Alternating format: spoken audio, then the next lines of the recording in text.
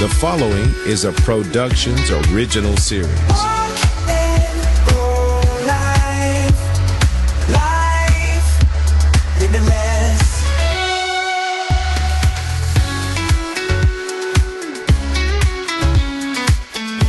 Hello and welcome to Walk and Roll Live. I'm Doug Vincent, joined by Addie Rich. Our podcast is dedicated to amplifying the voices of the disability community. I am Doug, and, I'm a polio survivor, and this is Addie. Hi, I'm Addie. I have cerebral palsy. Welcome to our podcast. Yeah. So how was your week? My week was good. I felt productive, and the weather is like fully spring, and I'm not going to talk too loud because it's not like it has a blip of hot during the day, but it's not insane. I can go sit outside after work, and the mosquitoes have not shown up yet, so we're still in the prime of I like where I live. Good. How about you? Does it cool off at night? Yeah. Ish. It does. Yesterday was pretty even during the day. In the morning, it was pretty blustery. I let the dogs out and was like, ooh, I need a sweatshirt. So, Mother Nature's kind of playing a little bit of peekaboo, I think. And, my sister calls on her way in sometimes. And last week, she had at least one day in the 20s. It's still, April. Yeah. It's mid-April, so. What about you? Is that way when it gets deeper into the summer? Does it still kind of get some relief at night? Yeah. No, then it's... No, it'll hang at 74, 75. That's the coolest it gets over there. Yeah, once it fully hits. But, I know you get pretty hot, so... Yeah, but it'll cool off nicely here. Just enough of that. We're close enough to the coast.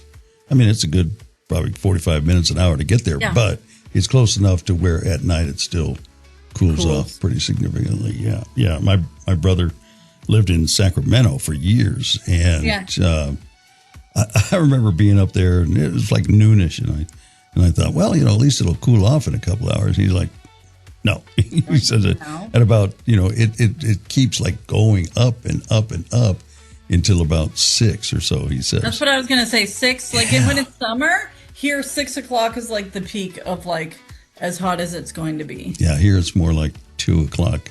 And then it's hot there until you miraculously wake up in the morning and it's chilly. Yeah. It's when did that happen? Yeah. So anyway, enough weather talk. I want to say thank you to Dan Fernandez for joining us last week. Dan. That is his accident was my my fear that it's going to become a reality, because I'm driving on the freeway and I'm not grandpa over in the far right lane going 45. I go 70, 80 sometimes when the flow of traffic, and these people that go by you you're standing still.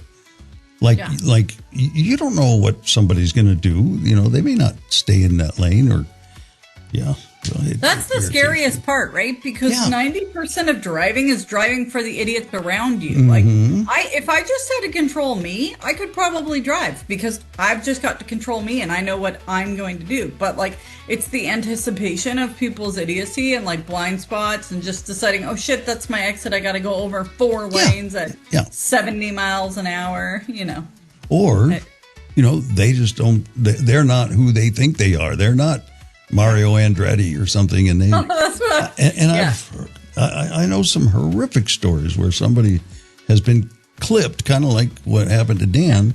One gal, she survived the clipping and spinning and was on the phone calling her dad to let her know, and that she needed some help, and got run over by a semi on the side of the freeway. Yeah, it's just.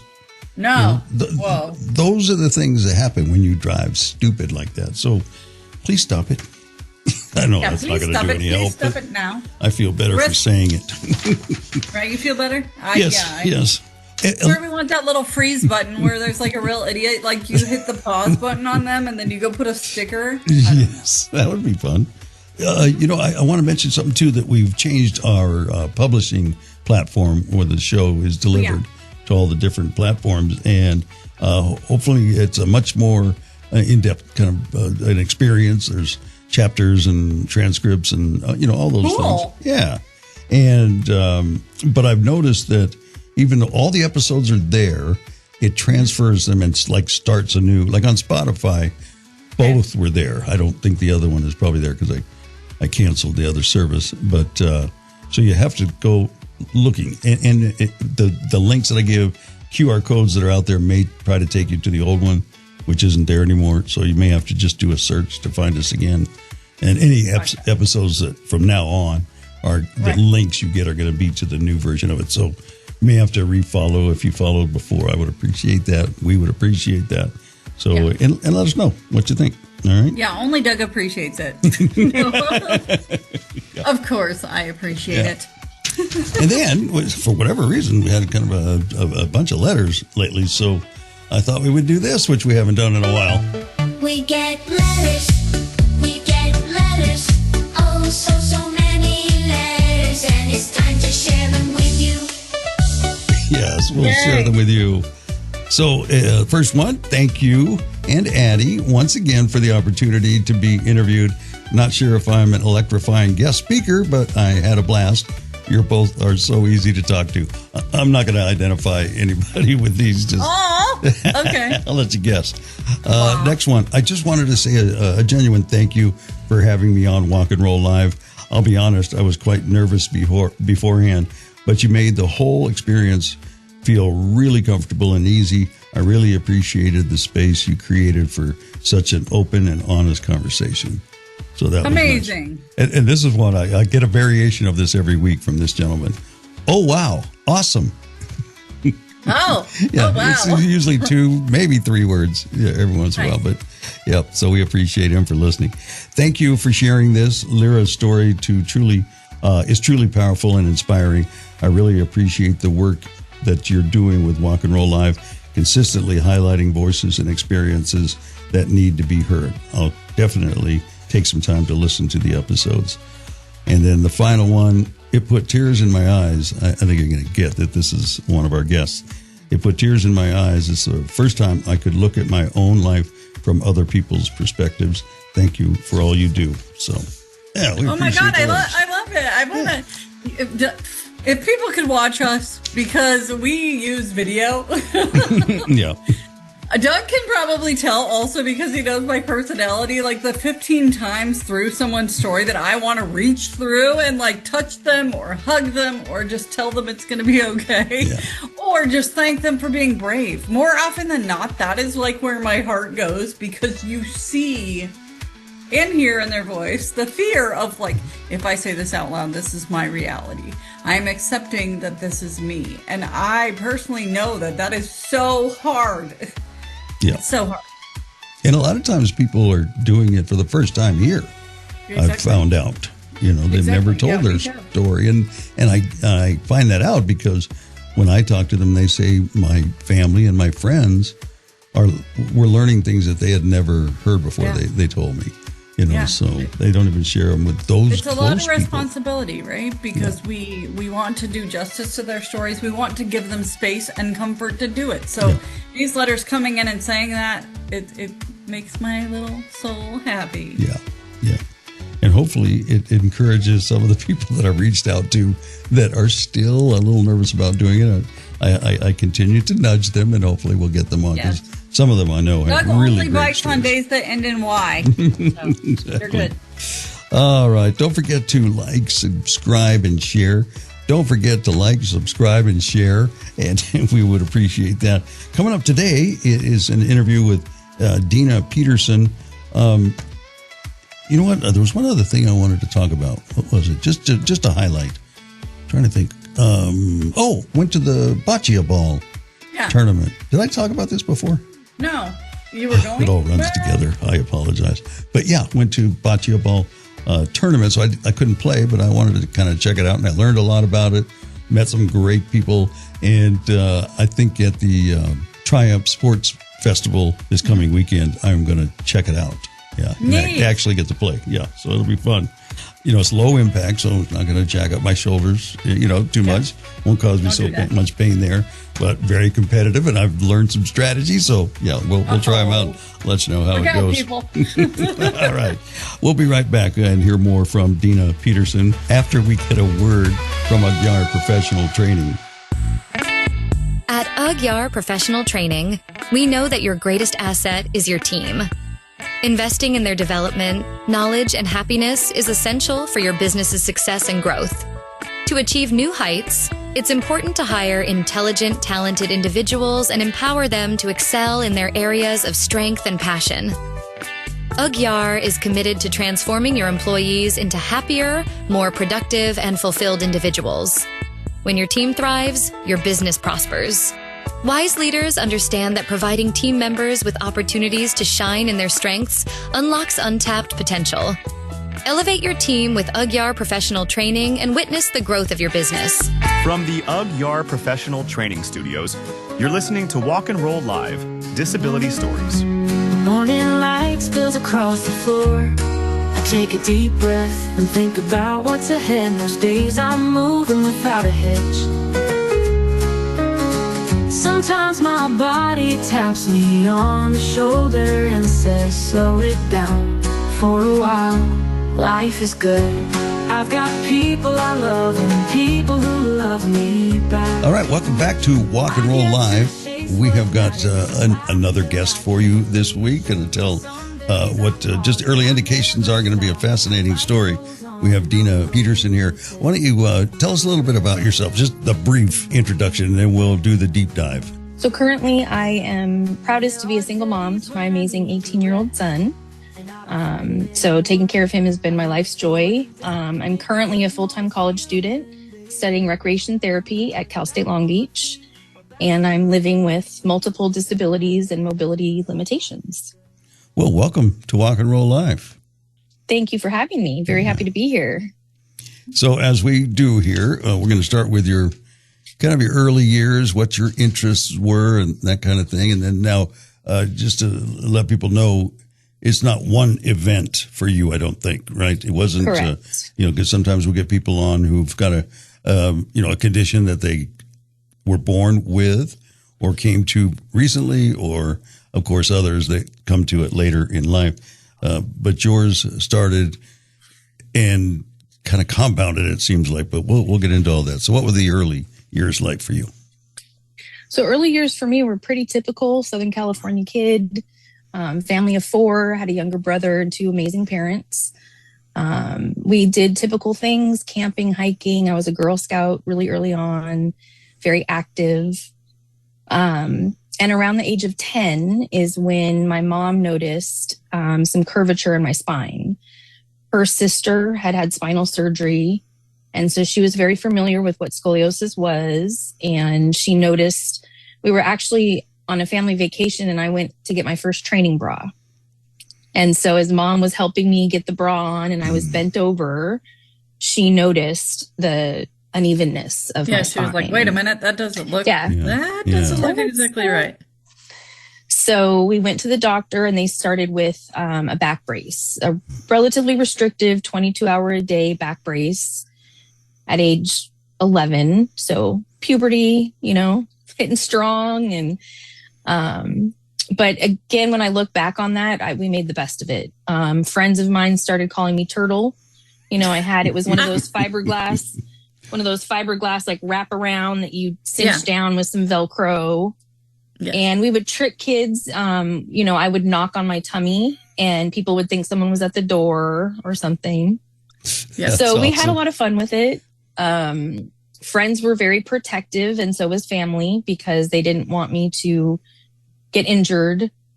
Prior to discovering the scoliosis, when I was actually back in kindergarten, I would have these episodes on the playground where if I would turn my head, usually the right side of my head would lock up and just send this electric shock. And so they attribute all of that to the scoliosis. So the back brace didn't do the trick, and I had kind of grown out of it and was still too curved. I had an S curve, and my head was no longer plumb with my pelvis. So I was starting to get vertigo pretty bad. Yeah, which heads are heavy. If people don't know, heads are heavy. So if you're out of alignment, it can be very, the balance issues get weird because you can't, you're tipsy already. And like you say, it can create vertigo and weird stuff because your body's like, wait, where am I in space? Basically, even though that sounds crazy, it's true. Right. And it's just even a slice, a millimeter of difference. And you'll hear more what I mean further in my story makes a huge difference. Yeah. And so how long were you in the brace? About 2 years. Okay. So we tried for 2 years to fix it that way. From about 11 to 13. And then at 13, the decision was made that we needed to do surgical intervention. Mm-hmm. My only question at that time was, would I still be able to have children? And I have my baby. Whole nother story about how he came to be and what's going on there, but he's here. Yeah. Let me ask you a couple of questions at this point, Dina. Yeah. Did they say why it happens? I mean, is there a reason why one person gets scoliosis and another doesn't?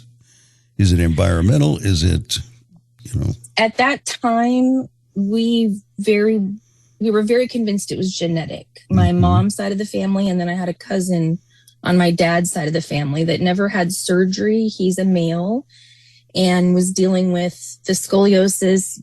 Males seem to get the kyphosis a little bit more, which is kind of the hunching of the upper spine, which my brother has very slightly. So it was just assumed that it was just genetic and I got it from both sides. And that's just the way I was born. Yeah.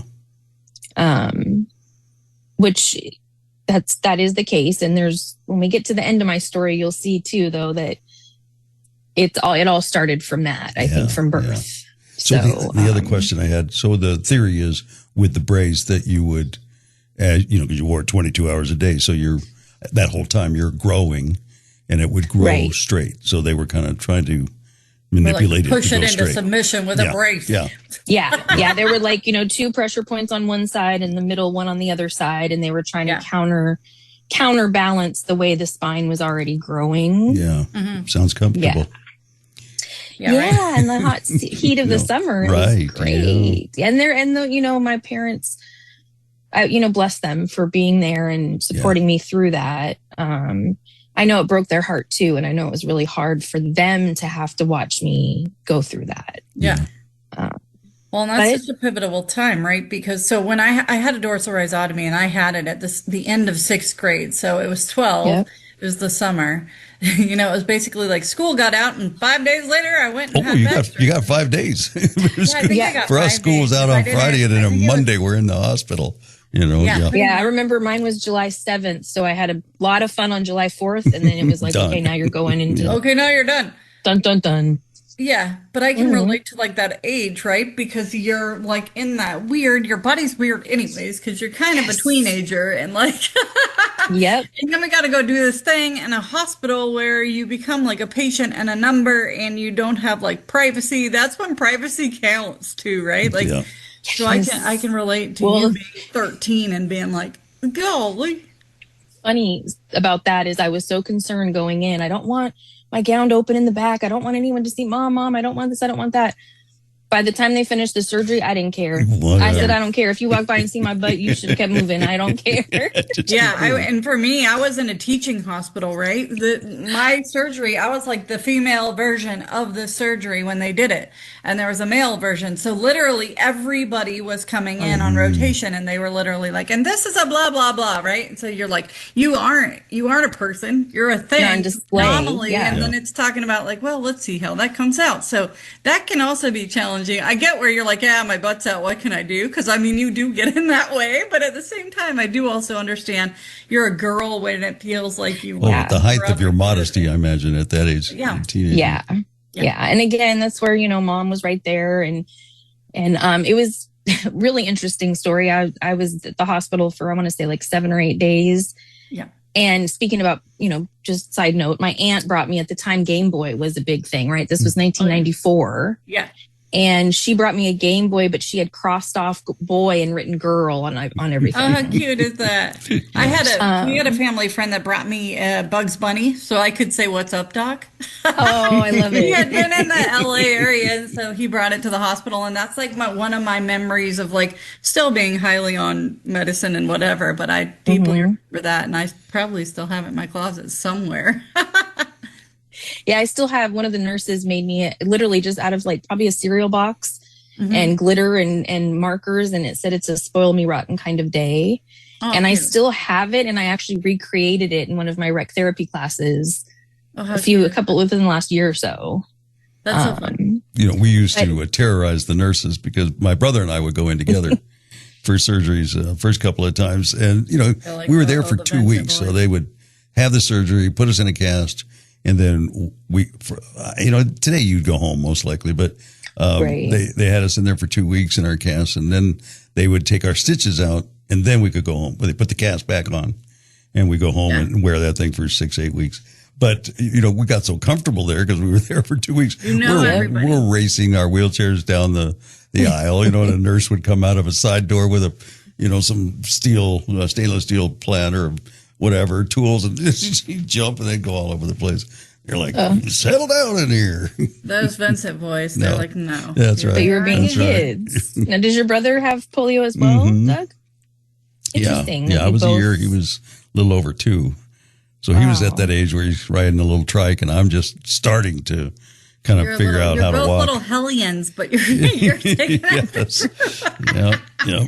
I bet. Well, it seems like that continued, right? You were still kids being kids. Mm-hmm. You gotta be a kid. I remember one time waking up for surgery, and they take you to the what do they call it? Where you wake? There's a room where, like a room where they take you from surgery before they take you back to your room. So you wake up, recovery room. Like recovery. That's it. And as a kid, you start to wake up, and there was probably some pain involved. If my incisions were like a foot long on either side of my knee, and and you don't care. You're yelling out in the hospital. And I forget what I was yelling, but. The nurses are like, shh, quiet. But yeah, memories. So, Dina, we're here to talk about you. But well, I'll share 2 real quick from that hospital stay that I think are relevant. The first was my father. He was working at the time, and his office was real close to the hospital. And so it was like my 2nd or 3rd day after surgery. Yeah. And he came by that first thing that morning, and like you said, on medication. I didn't know what day it was. I didn't know. They were still had me like where they would raise the bed to, move me, where I was kind of like still strapped down to the bed, pooling. Yes. Yeah. And he came in and he says, okay, honey, I just came to tell you good morning. I love you. I have to go to work, and I'm going to be back as soon as work is over. Well, he tells the story that he couldn't even get out of the hospital and was like, yeah, I'm not going to work today, and came back up to my room. And as soon as he walked back in, I looked at him and I said, is the day over already? Yeah, right. Like because it literally could have been the whole day, and I would not have remembered. Yeah, right.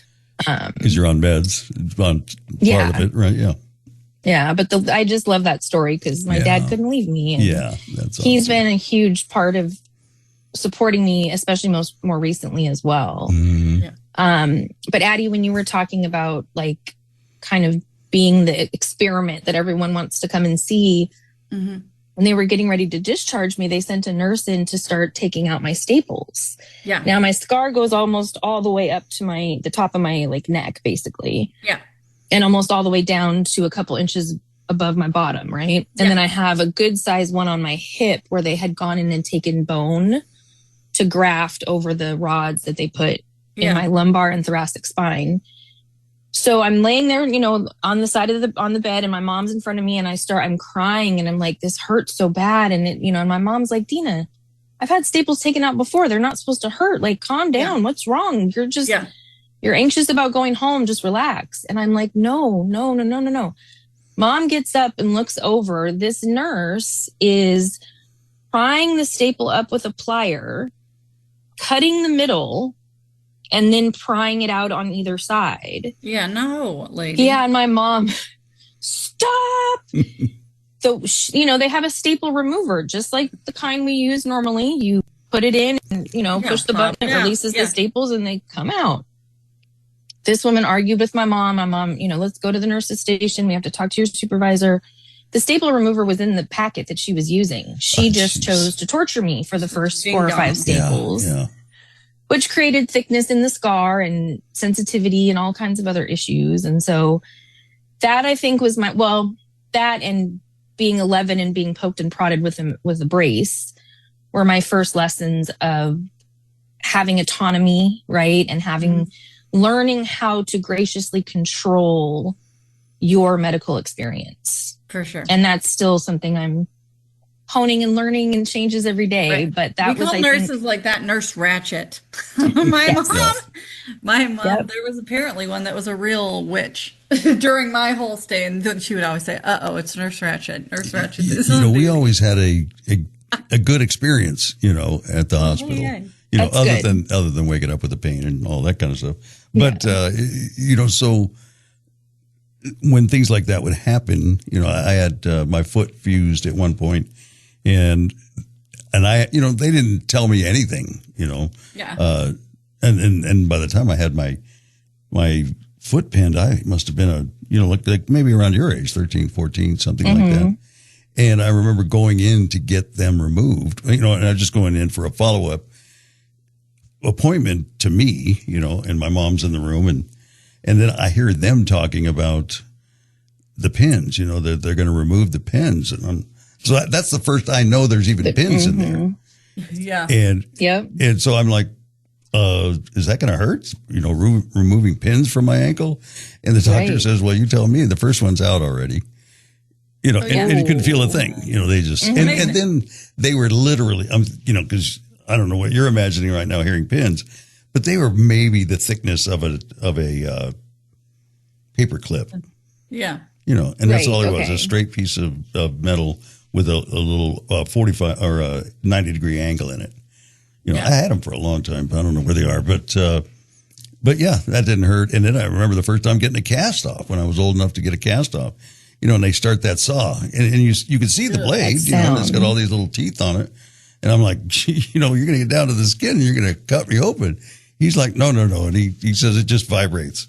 And he puts it on his hand. Liars. I'm telling you, liars. I know you had a bad experience, but that's what I'm saying. I had a good experience. They cut me. He put it to his hand to show me that it wasn't going to cut, and it didn't. But you had a whole different experience. I had a whole different experience, and I kept telling him, it's too hot. It's too hot. You're cutting me. It does get hot, yeah. And they were like, no. And then when they popped the cast off, I had to get stitches because they cut deep enough to get my stitches. Goodness. Wow. Yeah, I can see why you wouldn't be too happy with the hospital. Or ever going again. You lucky girl. I've never had a cast. Cast, really? Nope. Okay, so moving your story along, yes. You get done with that. And so spinal surgery happens, and life pretty much goes on, right? Like modified PE. I did dance instead of PE. But everyone just kind of, everything's back to normal. Just go about life, which I did. So once everything healed up, no pain, you had good range of motion and all that. Yeah, relatively still pain, and the cold definitely caused lots of pain. But I was still pretty young, and it didn't slow me down. It didn't, impede with life at that point. Yeah. So went about the regular teenage years, had a car accident at about 17, and I was driving, fender bender, airbags did go off. So just a little whiplash and more tension and pain, and the cervical is all I have really available, so that's where all the pressure goes and any of movement from my spine goes. I remember around my early 20s going to the gym and wanting to take a yoga class, and recognizing very quickly that my body couldn't do a lot of the things that everyone else's bodies were doing. Right. And that was one of the things the doctor said after my surgery. No, how you sit on your tummy to watch TV. He's like, you can't do that anymore. Yeah. And so I kind of fumbled through that, trying to figure out how to fit into some of those spaces and how to care for my body the best possible. Mm-hmm. And then I got pregnant. Then I had my son. And interestingly enough, and I do think this is connected to my ultimate diagnosis, we didn't find out until I was pregnant that I have an interesting shaped uterus. I have a heart-shaped uterus. You have a bifurcated uterus? That's what I do. You're familiar with that. That's amazing. I am. Do you have personal experience, Addie? I have people that have a personal experience, so. Yeah. So it's a very small place for a baby. Yes. It basically just crowds them out and leaves little room. I had started losing all my fluid when I was 29 weeks pregnant. Mm-hmm. And so he actually came at 29 weeks. He was 2 pounds and 13 ounces. Yeah. But he's a foot taller than me now and perfectly happy and healthy. And, little tough first year or two for him. Fighter. But I was a little fighter. Yep, absolutely. Yeah, he came out with fists. And because I had no fluid, he had actually bruised his face on my pelvic bone on his way out. Yeah. So he came out with a black eye and fists. Yeah, ready to go. But he's the sweetest boy. Like, he's just a sweetheart, tender, loving kid. Yeah. And so, dealing with that, I eventually got the fibromyalgia diagnosis, which I disdain. It's just the whiny woman diagnosis. And that's why I feel it was given to me. They couldn't figure out what was wrong. And so that's what they give you, Yeah. And then the way you're treated after that diagnosis is very, very different. There were many instances where I was treated drug seeking because I was in so much pain. This last visit to the emergency room, the amount of relief I felt when the emergency room doctor just believed what came out of my mouth. Mm-hmm.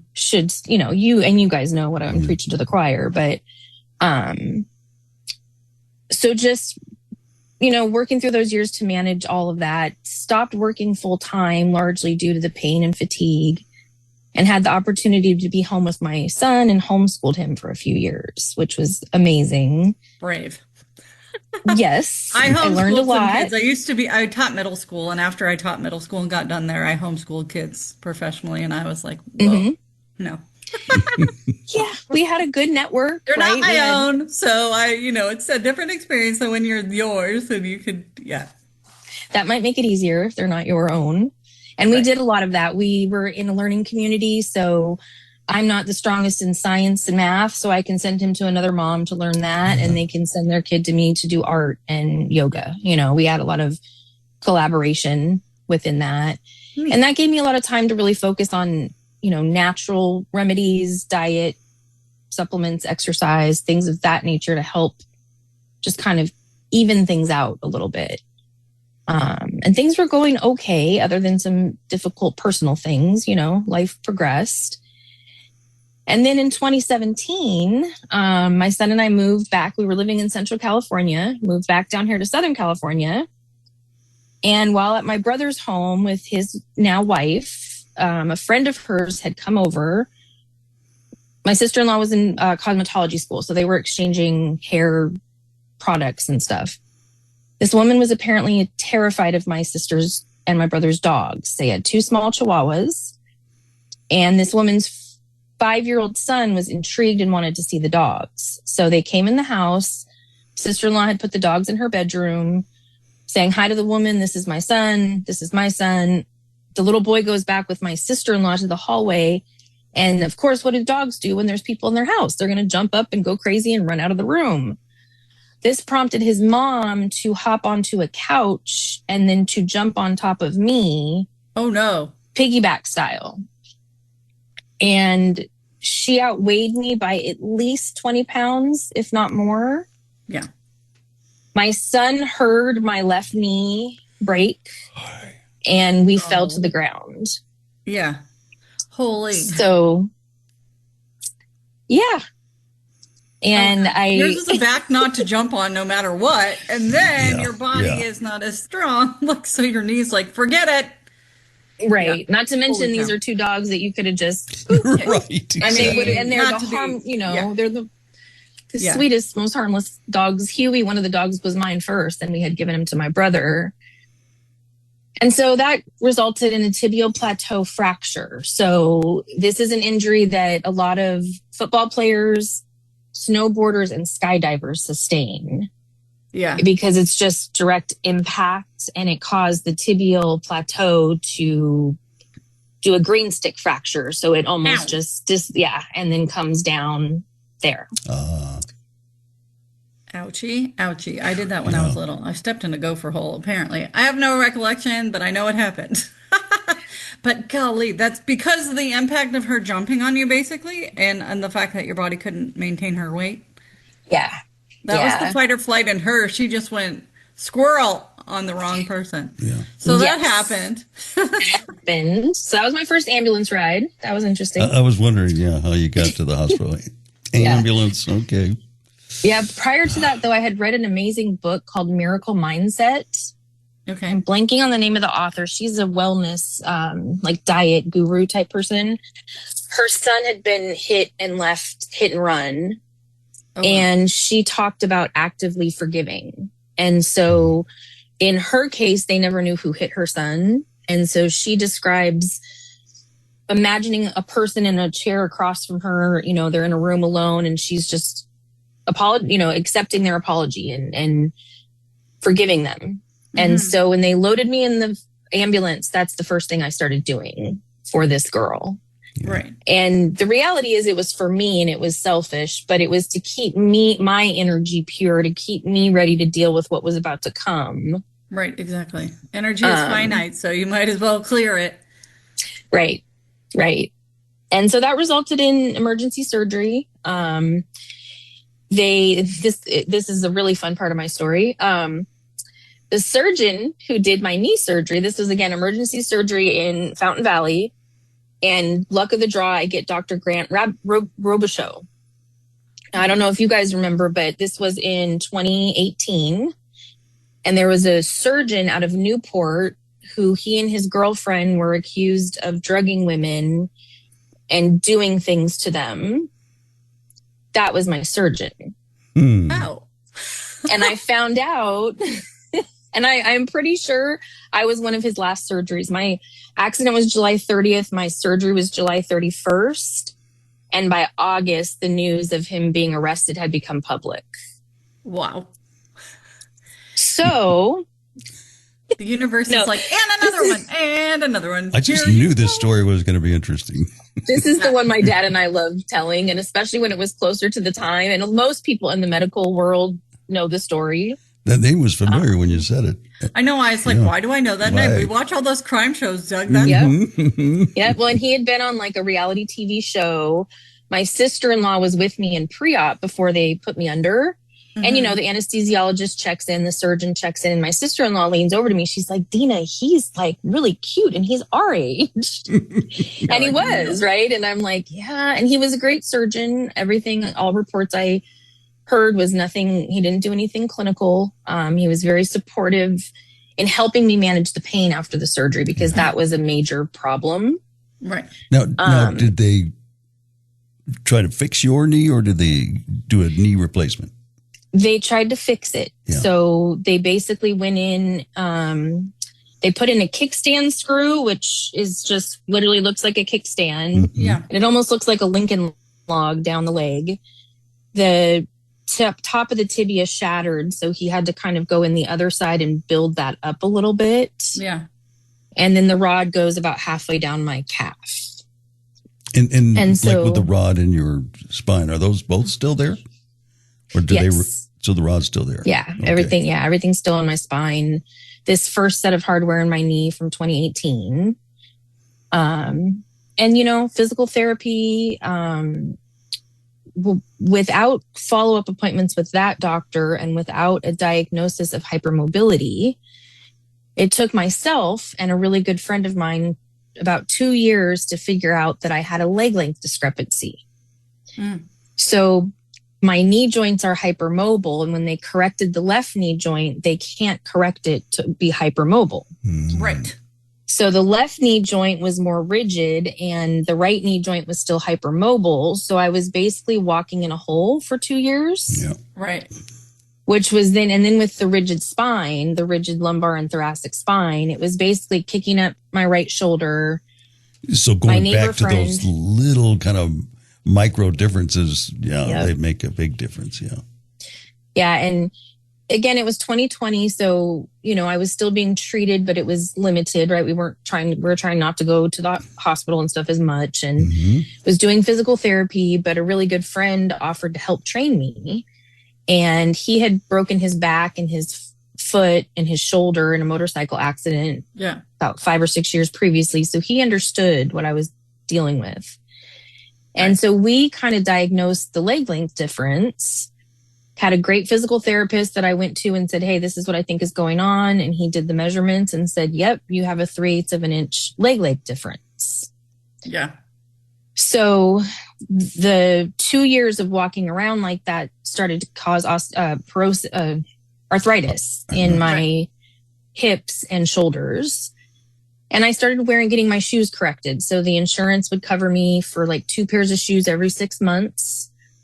Shoe shopping changed a little, right? I can't have every pair of shoes modified, but I started getting modifications and kind of went about life. The left leg was a little small and wasn't operating as strongly as the right, but tried to just keep going, right? Still was experiencing a good amount of pain. And then during this time too, 2020 shut down and I got the opportunity to return to school, which I never thought I would do. I had my real estate license at 18. I wasn't going to go to school. Yeah. And I got to start school from home. And this is a huge part of what made it accessible for me was that while we were shut down in COVID, I could take every single class online. Right. And have live interaction, live instruction. And so I did that for 2.5 years before I returned to campus. And then physically returning to campus started bringing on more symptoms. So those included burning down my legs when I would walk. If I would like walk into class after I'd sit for a few minutes, my legs would just be on fire. And then I was waking up with numb and tingly hands. If I was laid on the left side, I would wake up and my right hand was numb and tingly and vice versa.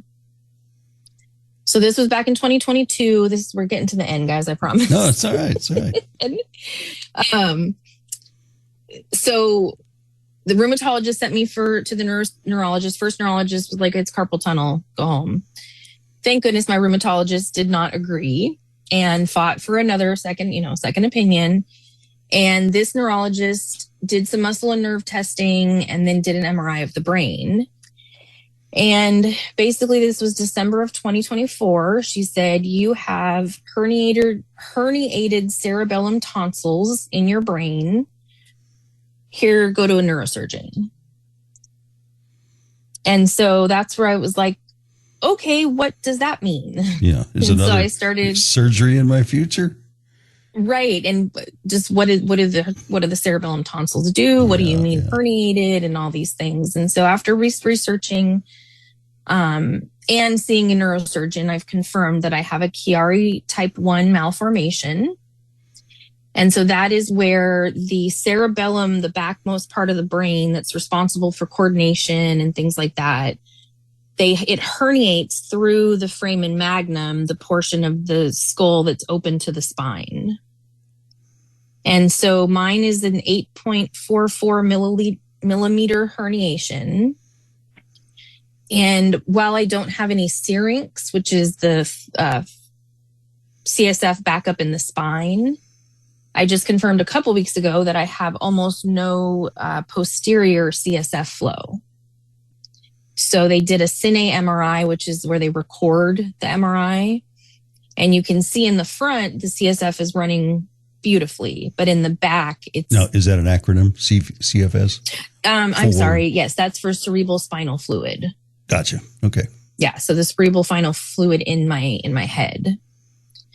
And so, again, since about 2022, and I don't know why starting in 2022, but I have what I call pressure episodes where the CSF just builds up in my head and I wake up often vomiting, really, really bad headaches, really, really bad pain. I basically have just nerve firing down my occipital and neck and shoulders always. And so the neurosurgeon has explained to me that might be because of that Chiari herniation. It could have caused damage to the occipital nerves. Yeah, which would make sense. Right. So they can't do that. They can't do like a shunt or something to help it flow better? So the first step that we're looking to do is pain management and occipital trigger point injections. Okay. I already get monthly trigger point injections in the traps and SI joints and some other like anti-inflammatory medications. Mm-hmm. If those injections help, we'll then discuss putting in an internal nerve stimulator. Okay. To just numb that out, right? Basically counteract that nerve firing.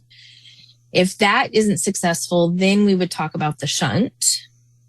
If the shunt is not successful, and for those that don't know, a shunt would be put in my brain and drain to my stomach to help relieve that excess pressure and pain.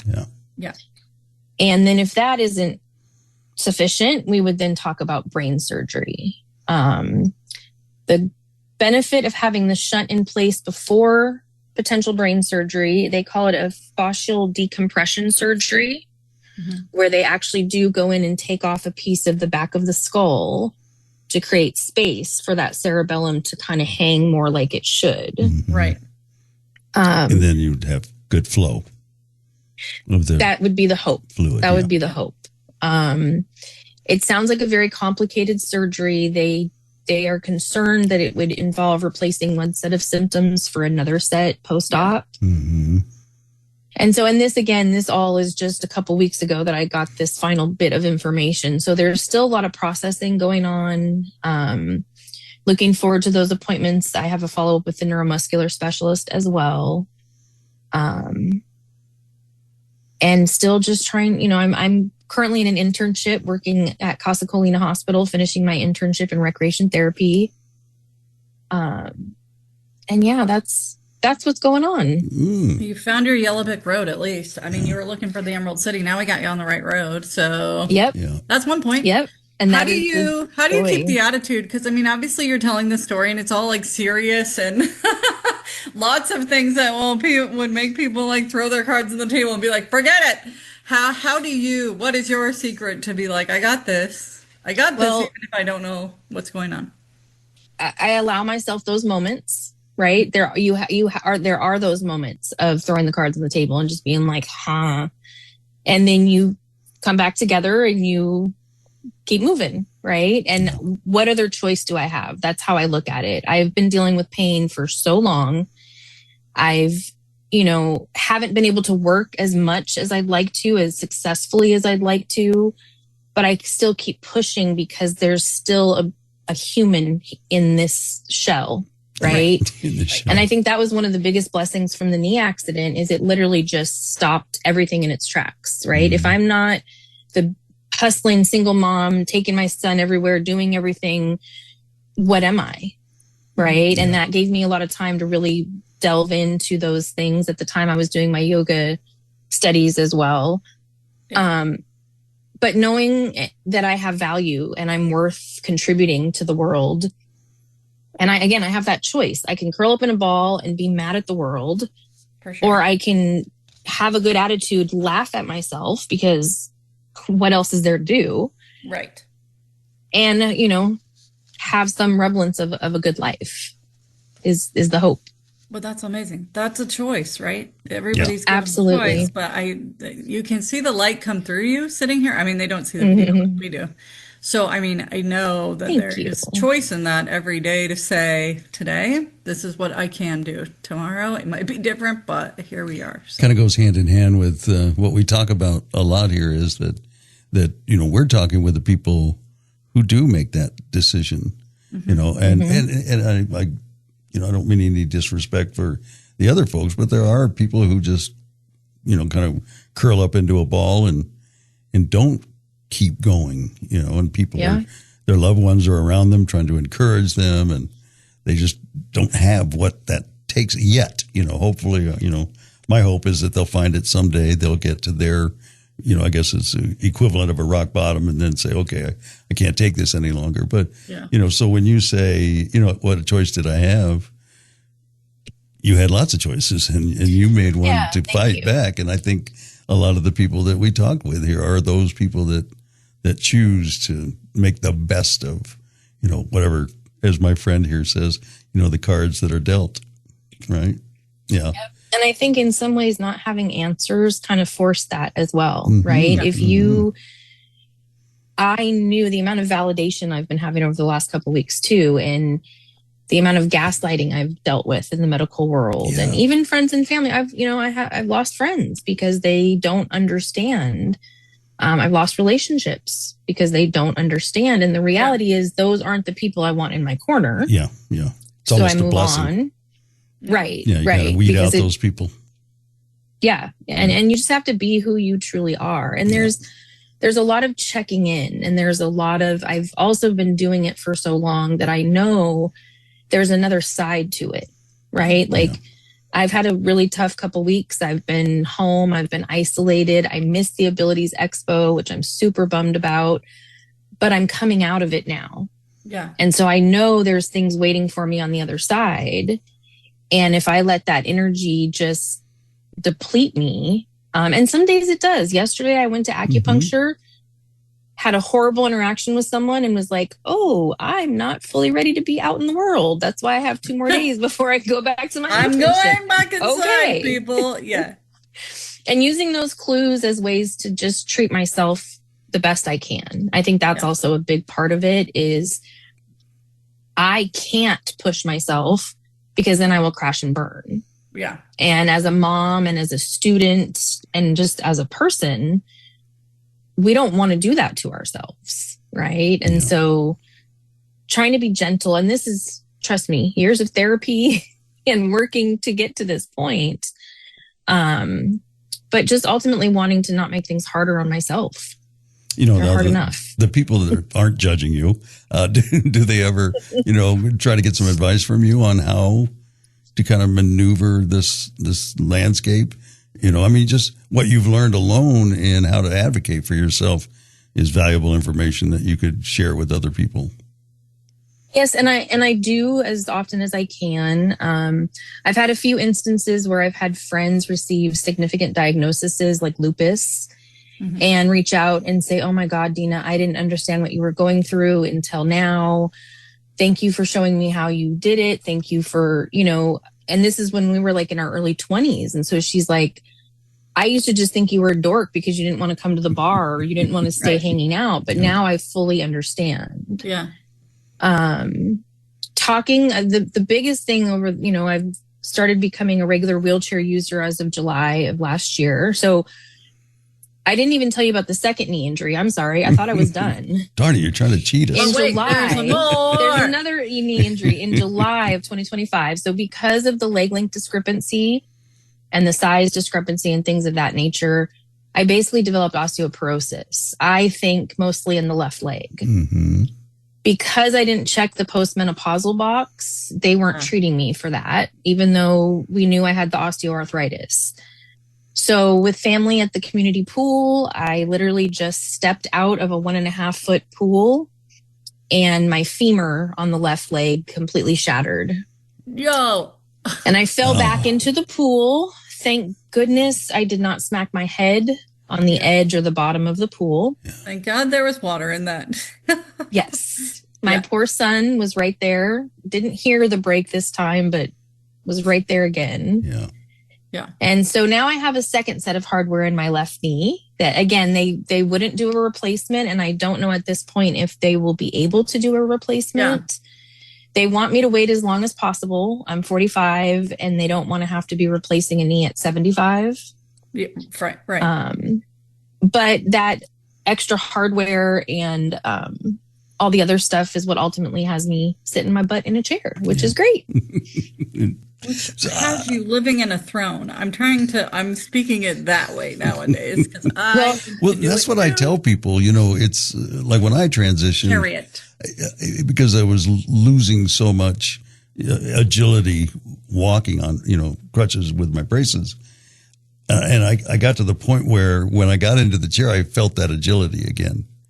So it was more on I focused on what I was getting, not what I was losing. So that kind of helped me transition. But I try to share that for those people that are struggling with doing that. Yeah. And my body doesn't hurt as bad at the end of the day when I'm in there. Yeah. Now, explaining that to physical therapy and a few doctors has been interesting because they just want you to walk. And same, Doug, like I can walk with a cane or with a walker, but the amount of tension that brings to my body because of the way the muscles and nerves are firing and trying to make sense of how this body stays together And so the whole point of bringing all that up is getting connected with programs like the Triumph Foundation and Casa Colina have been, there's a part of me that wishes my family would have helped me kind of accept my disability earlier on, because I would have not missed out on all this amazing community and camaraderie, but I'm super grateful for it now. Yeah. And I think that's a huge way, having conversations with people like you and Bobby and not having to explain a lot of things. Yeah. That's where I feel that relaxation and comfort. And I've learned over the years too, that if I'm in a conversation where I feel like I'm having to justify myself, it's probably not the right conversation for me to be in. Not the right people to be around. Yep. Yeah. Or at least share that part of you. Right. Right. Yeah. Exactly. There's not everyone gets access all to the that depth. Yeah. Right. Yeah. Right. You know, I'm curious, as we listen to your story, you know, and go back to my scorecard here. I think you got 5 or so things that you're dealing with, each which brought their own pain. So I'm just wondering, you know, now when they give you a shot or something, they'll pinch another part of your body. Have you had that? And because your mind can't focus, you know, on the pain of the shot, so they do a little pinch over here to take it away. Now, do you have that sensation, or are they all going at once, or because you have one here, then the other one you don't feel as much, or? No, it's all going at once. Yeah. It just depends on the severity, right? It just depends on, and there's so many factors like weather, how I sleep, right? With the head pressure. Yes. I'm learning that sleeping elevated is better than not. And also that's a big part of it too, is learning not to be I could do everything right, and my body is still going to say, we're mad at, you know, we're going to give you some pain. Not today. Yeah. So and that's where the gentleness comes in on myself as well. Like, okay, well, maybe I slept wrong, but I can't control what I do to my body in my sleep. Yeah. You know, I struggled with that for a long time, because I would ask myself, I wanted to know where because I think, gosh, it's just kind of episodic, my pain, you know, a lot of times. Or if I don't move at all, I don't have any pain, but you know, you can't do that. You only do that for so long. But there are bad days and good days. But I would always try to figure out, did I do something the day before? Did I go on a longer walk than I normally do, or a longer push in the wheelchair? But I never could tie it together. There were days when I did something strenuous and there was no pain the next day. Times when I didn't do anything and there is pain the next day. Times when, you know, it was just always all over the board. So I could never connect the two, or the weather or anything. You know, it was just random. Same. And you can't predict it. And I've learned, and I think, again, when I was younger and the family was helping me learn things, there was that protection of, okay, well, if you don't feel good after doing this, you can't do it again. Right. Yeah. And now I'm able to say, I actually went hand cycling back in January, right before I started my internship. But that also included a 3-hour drive round trip, right? An hour and a half there, hand cycling, an hour and a half back. Had a horrible pressure episode that evening. But I immediately was like, because the way we speak to ourselves and let our minds work affects so much. And so I immediately was like, I'm not going to attach it to hand cycling. You know, I'm not going to attach it to the drive. I'm not going to attach it to the weather. It's a minute combination of all those things. Right. Yeah. And I had a blast. I had fun on the hand cycle. I had fun on the trail. I had fun with the people I was with. And that to me outweighs dwelling on why did this happen or what did I do wrong? Yeah. Right. Now I haven't been hand cycling since, and I'm going to be more aware the next time I go. Yeah, there you go. Right. But those are the kind of things and the thinking that has to change in order to, and I think the result of that is being less isolated, being less cautious and scared of something happening so that you can have that joy, you know, in just living life. You know, one of the things you said a while ago, you're talking about, I think maybe it was around when you talk about the whiny diagnosis and people not believing you, or, you know, it can't be that bad, just try harder, whatever. You know, I think about these conversations that we have on this show. And if people, especially people that don't have a disability, if they listen to this, it just sounds like we're whining a lot of times, you know. And I just want to take a moment to say that this really isn't representative of the whole picture of us. This is a thing we don't share. This is a thing we really don't share a lot to our family and friends and you know, amongst ourselves, not even a whole lot, you know, except for we're at a specific support group and people start sharing their stories. And then it's great because you don't feel alone. You know, it's like that thing that you think is so unique to you. You know, there's 3 or 4 people in the same room that, you know, experience the same thing. So, yeah. So, you know, I just, this is kind of a safe space, I guess, to talk about those things. It helps us. And I think it educates and makes people aware of, you know, kind of what we go through. And everybody goes through something. You know, you know, we're not unique in that, you know, maybe ours is the pain or the loss of mobility, whatever it is. But everybody goes through something. Nobody gets out of this world without having some tough days. We're all going to get old. Yeah. And I think that's something that is another joy of having these experiences is it gives us more compassion, right? It helps us understand. One of the sayings that I came up with after my first accident was, you just don't know what you don't know. Yeah. Right. And a lot of people, they just don't understand. And I think you make a good point, Doug. And I think I'm always dropping in, you know, I'm a single mom and I'm a student and I'm running a yoga studio because there's so much more to disabled people. Right. Yeah. And it is very easy if you're here listening into this, especially if you live a pain-free life, to understand the duality of, I have to manage this condition. I have to experience what it brings. And I have to embrace that in order to have these things over here. Yeah. Right. And, you know, while I'm getting all this diagnosis, I'm also progressing in school and I'm building a new career. I now am going to be stepping into a new career as a recreation therapist, helping people in my situation. Right. And using the things that I've used since I was a kid to feel better. And so that's one thing I love about your show and the community is learning that depth of people with disabilities. And it makes me in awe because where most people are handling this, we're handling this and this. And it doesn't, like you said, it doesn't mean it's not hard for everybody. Well, good place to kind of take a turn because we want to kind of start to wrap up. But I you know, I want to hear about what your plans are to, you know, you just kind of alluded to it. What are you going to do, for the you know, post education? Yeah. For the future. So currently working to finish up my internship, which should be done in about probably late May. Graduation will be May 19th. Yippee! Yes, I'm very excited about that. And then my son's graduation will be about a month after mine. And so I have to pass the national exam to become a certified recreation therapist. That's first on the list. And then I'll be looking for employment. Hopefully something close to home. I feel like I've been completely spoiled in my internship at Casa Colina because, I know you know what I'm saying. Because we love those people. Yeah. It's amazing. It's just an amazing program, an amazing place. Well, let's put it out in the universe that maybe something will open up at Casa Colina. Yes. And I have been putting that out since my first interview for the internship.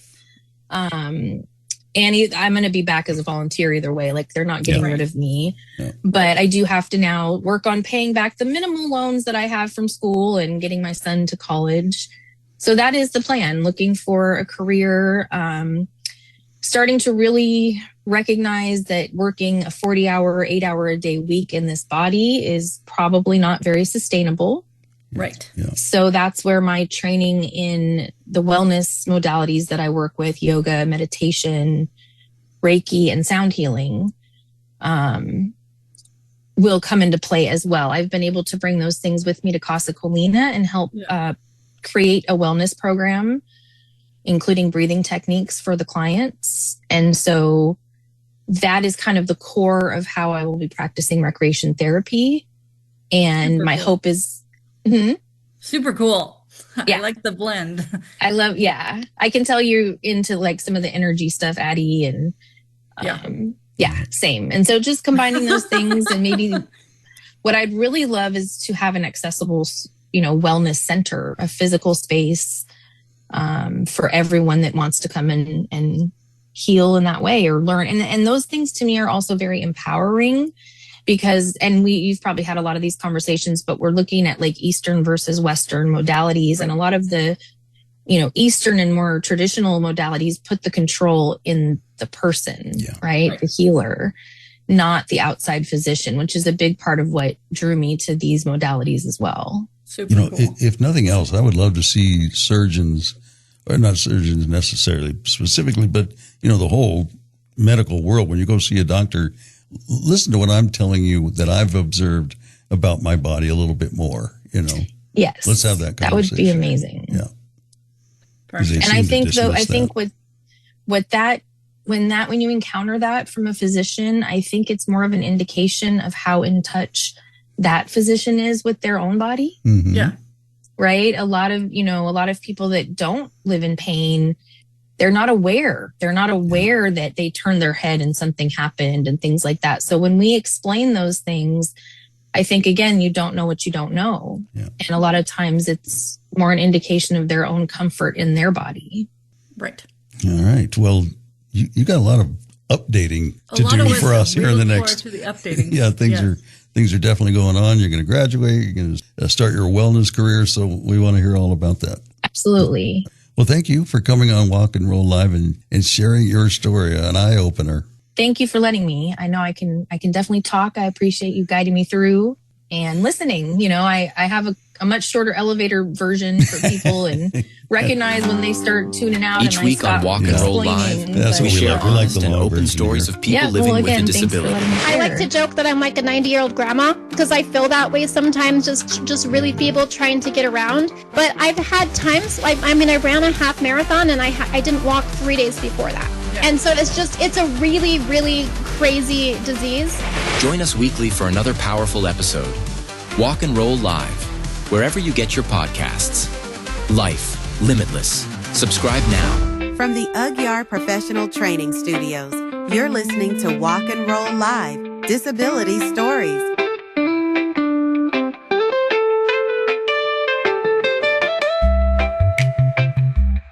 Another Tuesday, another great story here on Walk and Roll Live. What'd you think of Dana? So I love Dana's spirit. I continue to even after our sit down and talk, to text and just say, hey, because she's the same kind of bubbly, bright energy. Yeah. And all the time, you and we interview these people and go, I don't know if I could live that life. And it's just so crazy to me, the spirit in so many of our guests, and most of our guests, right? Whether it kind of ebbs and flows, but who doesn't ebb and flow? In life, things hit you, and it hits you a certain kind of way. But to not have answers and then have her have all this crazy, physical stuff happen, her knees and all this, that's because the knee thing, it sounded and I could be wrong, but through her telling her story, it's related but unrelated. Mm-hmm. So yeah, it's just fascinating. One of those things you can never be sure, but exactly. So it's just crazy and so cool that she's, pushing herself through school and getting done with that and, finding her passion with her yoga stuff. So got plans beyond. Yes. All of that. Yeah. Looking forward to seeing how she does here in the future. And she's, that's all fairly relatively, recent for her too. So yeah, she's remarkable with that spirit. That's for sure. So coming up next week, we've got a little bit of a change from what we normally do here. A lot of times we're talking to individuals and we appreciate those stories. And the other thing too is, again, we're talking to people that have made that transition. They have accepted it and, her turning the corner and starting to thrive, that kind of thing. But there are people out there we know that are not. We don't know them, but we know there's got to be those people. We know they exist. They're isolated and withdrawn. And, and if you're a loved one, if you're a family member or a friend, and you just know this person is still struggling with this new part of their life, and no matter how long it's been, I know people, 10, 12 years, and they finally find a support group or something, and it just changes their whole outlook. And so, and I don't mean this to be self-serving, but encourage them to listen to a few episodes here, and maybe that'll be the thing that is the key that unlocks, where they're kind of stuck. You never know what it's going to be. Yeah, so hopefully you can help us out that way. So next week we've got, am I saying this right? Datability app? The Datability app? Datability. Yeah. And another, great guests. They're so refreshing. And it's a couple of sisters. So the interactions between them, everything, it was awesome. No, it's a beautiful thing. And we all know, most of us know everybody's dated, no matter your abilities, yes. You're neurodivergent, you're, whatever it is, you're on a spectrum of some kind. Dating sucks. That is just the general consensus, may we say it. And these sisters, kind of got into the humor of it sucking, but then also at the same time being like, no, we're going to do something about it. And they did something about it. I like that, yeah. Datability is what they kind of did about it. And it is an app that helps people find potential dates where you can or don't have to disclose immediately what's going on with you, and just kind of creating a level playing field where it's not the elephant in the room. Yeah, you don't have to play that guessing game inside your head, no. Right? Right. I can see a vibe skit on that, with Kai. Oh God, yeah. Yeah, right. yeah. For sure. Yeah. But these sisters are awesome. They remind me of Amanda and myself, the humor and the way they kind of volley off each other, and are definitely definitely can read each other's minds and love each other endlessly. And a product of loving each other endlessly is like holding this dream and trying to make a place for it to be quote unquote like more fair. And so we're going to help tell the story of what they've done. Yeah, it sucks. The dating sucks. But you know what? That's what makes it so incredibly wonderful when it works, right? But 1,000%. But this will help it suck a little less. Yes, it will help it suck a little less. Yeah. And it's the human experience. I think that all of us that say dating sucks, it is also what unites us. But those of us with different containers or challenges do have to kind of deal with what other people don't, of when do I say this? Mm-hmm. Because if Doug is a voice on the radio and I'm sitting down, you don't know we are different until we go to mobilize in some way that matters. And more with online dating, right? For sure. Yeah, because you can send a picture that doesn't show that, or never mention it in your communication. Right. Exactly. And have that argument in your head. Should I? When do I? Should I? Should I not? Yeah. And who is the onus on, right? So this app kind of removes some of that to hey, let's take out the complication. Let's make a pool where it's already kind of understood. You're here because you're in the right community, and then move. Yeah, much better start. All right. Well, we're going to let you go. Thanks for listening. I'm your host, Doug Vincent, with Addie Rich from the Ignore Professional Training Studio. This has been Walk and Roll Live, Disability Stories, Life Limitless.